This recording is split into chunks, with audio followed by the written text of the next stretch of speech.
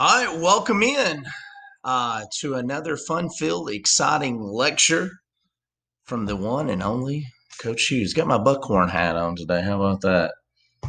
Little change of scenery for you guys today. Sitting here in my living room late at night instead of cooped up in my office. So no telling of what interruptions we might kind of run into today.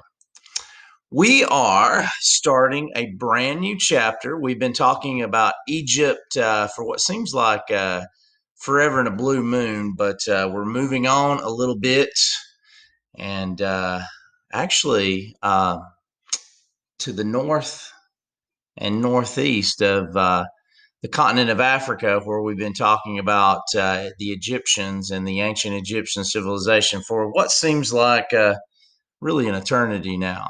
But we digress and we move on because that's what you got to do in history. You got to move on. So let's talk about the early Israelites. Now, the Israelites, they built a kingdom in Canaan. And if you don't know where Canaan is basically in the Middle Eastern area, not too far from Mesopotamia, not too far from the continent of Egypt and Africa, of where we've been talking about. So the Israelites, they built this kingdom in Canaan along the Mediterranean Sea, and this is in Southwest Asia near the continent of Africa, roughly 100 BC. Now, today, the current countries that reside there would be Lebanon, Israel, and even Jordan. They all occupy this land that once was Canaan. Now, if you don't know much about the Israelite religion, the Israelite faith became the religion of Judaism. And there's really the top three, the big three, as I like to call them. You have Judaism, some people refer to it as. It was influenced by Christianity, it was influenced by Islam, and it really helped shape the beliefs of European and where you live currently, American societies there.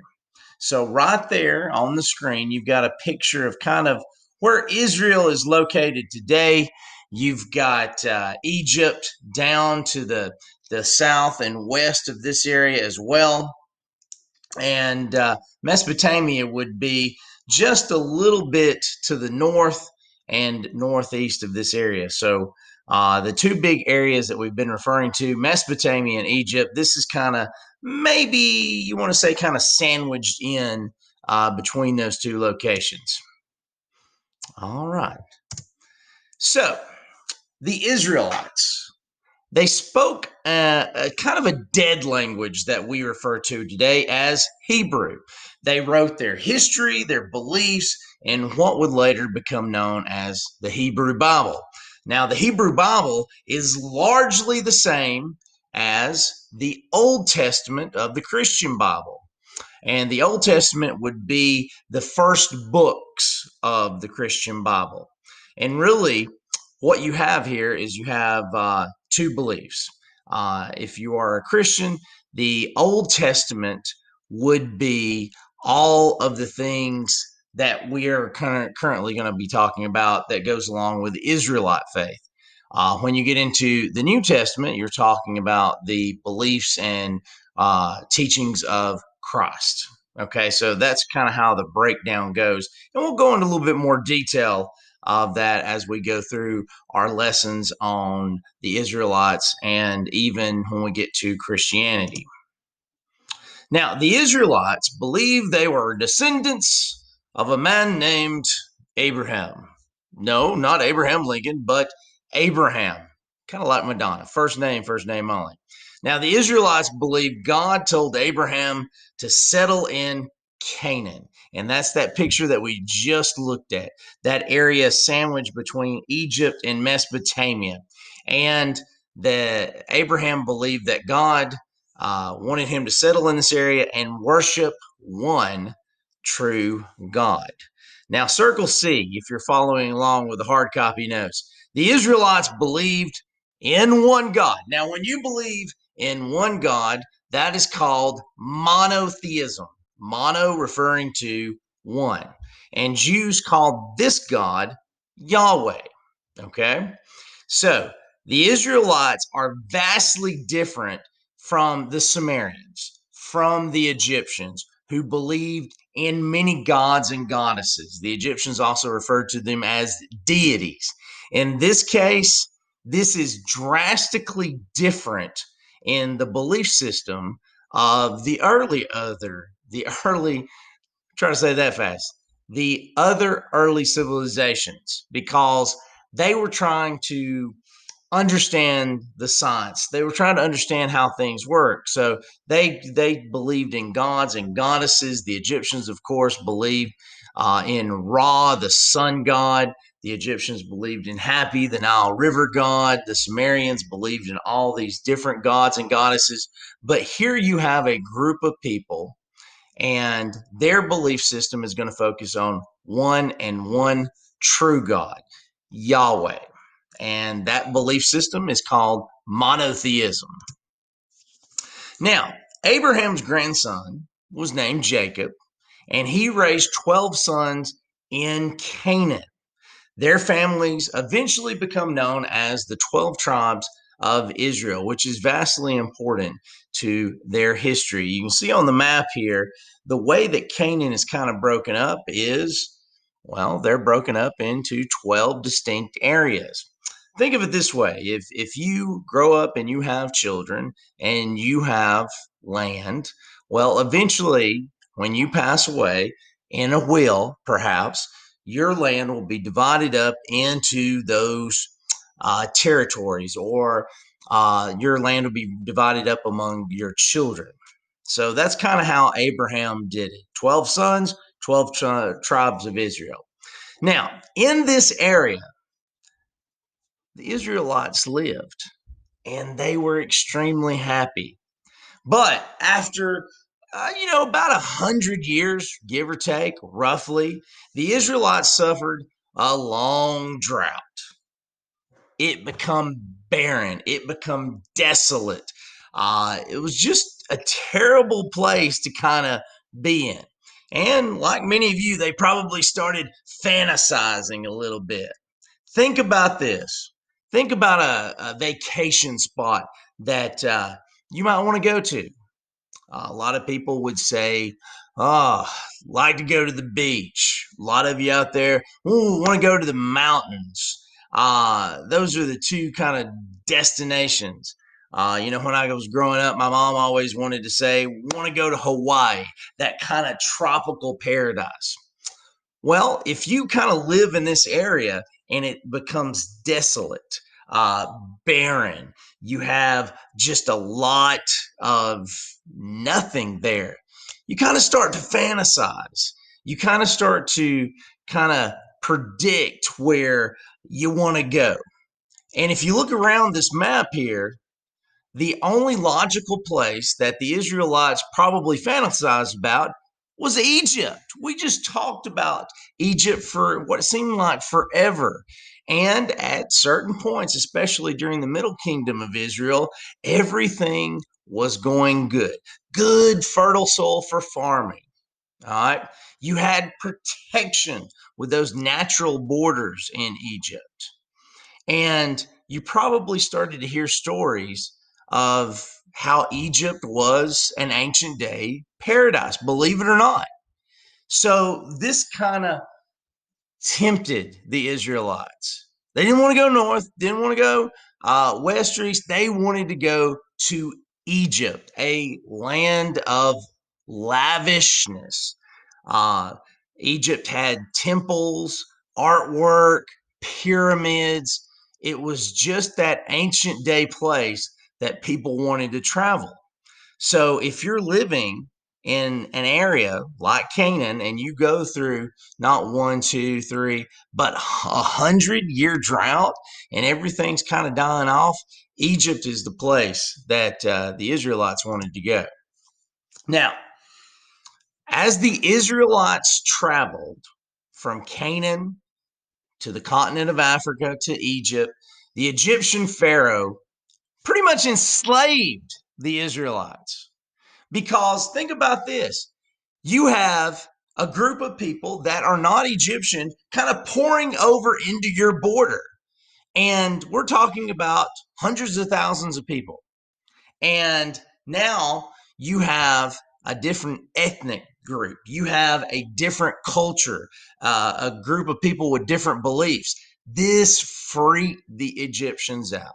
This especially freaked out the Pharaoh who was in charge. The Egyptians were born and raised to believe that the Pharaoh was God on earth. But this group of people didn't believe that. They didn't have the same religious beliefs as the Egyptians. They believed in one true God.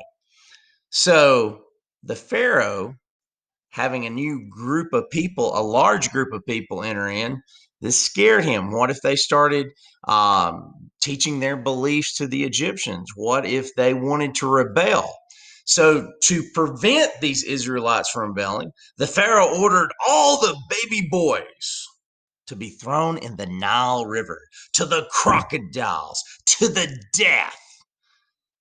And, well, believe it or not, the Pharaoh's daughter actually found one of these baby boys floating in a basket on the riverbank. She adopted that baby boy, an Israelite, and she named the baby Moses. Now, Moses, if you do your math there, was basically the grandson of the Egyptian Pharaoh. Plot twist here.